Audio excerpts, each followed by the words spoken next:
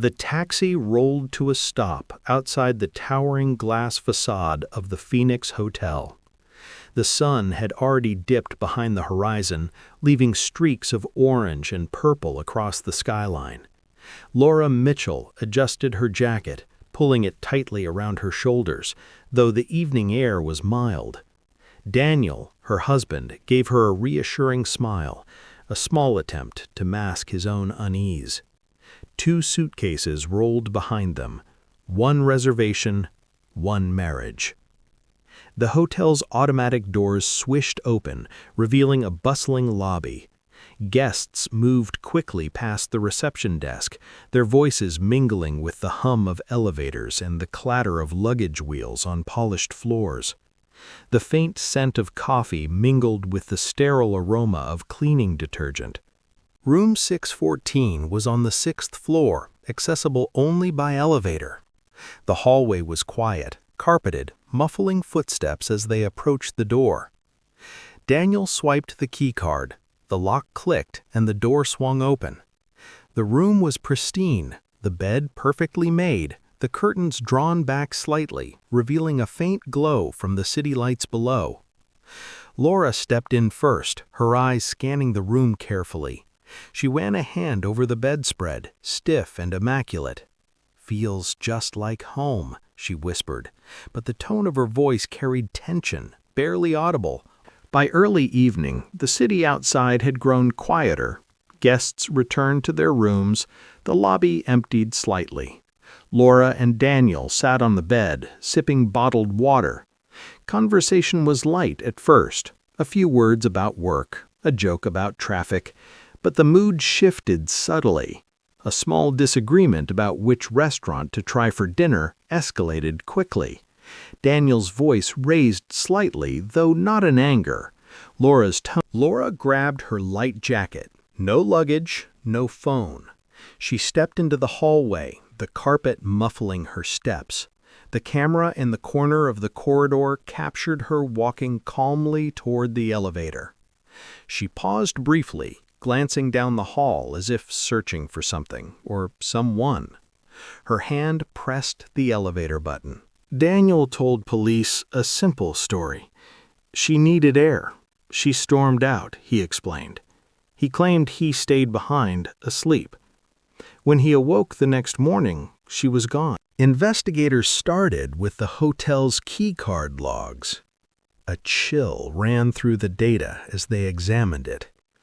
Laura's keycard, never used after 8:41 p.m. Daniel's keycard, used at 9:03 p.m.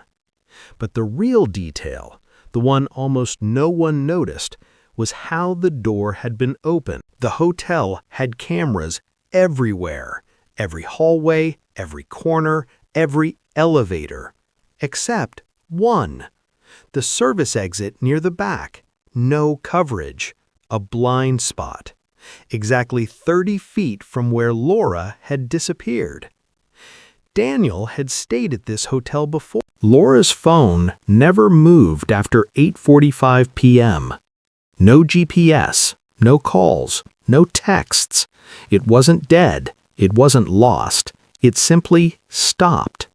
As if someone had deliberately cut. 3 days later, Laura's jacket was discovered, folded neatly, placed at a rest stop 40 miles away from the hotel. Not dirty, not torn. It looked staged, not discarded, not lost. Investigators stared at it. Was no body, no confession, no witnesses. Daniel hired a lawyer within 48 hours. The investigation slowed almost immediately. Leads went cold, evidence was thin. And yet Laura walked out of that hotel alive. Cameras proved it.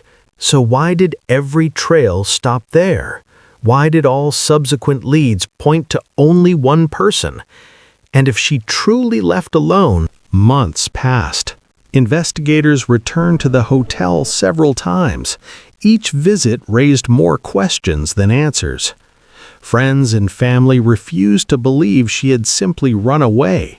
Her meticulous nature, her life carefully ordered.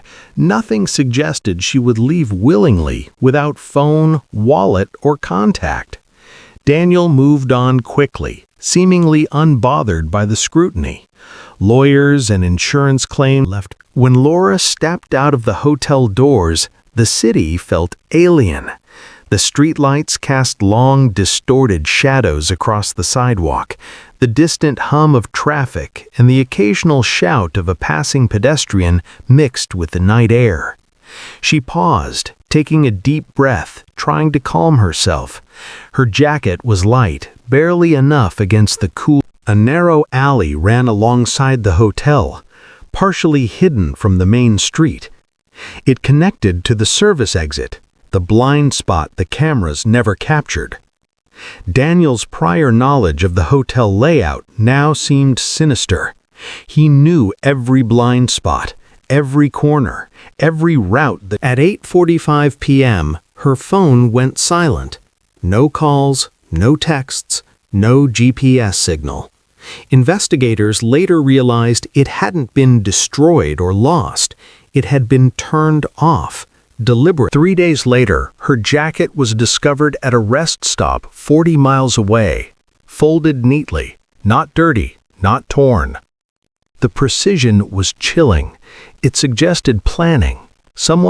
No body, no confession, no witnesses. Daniel hired a lawyer immediately.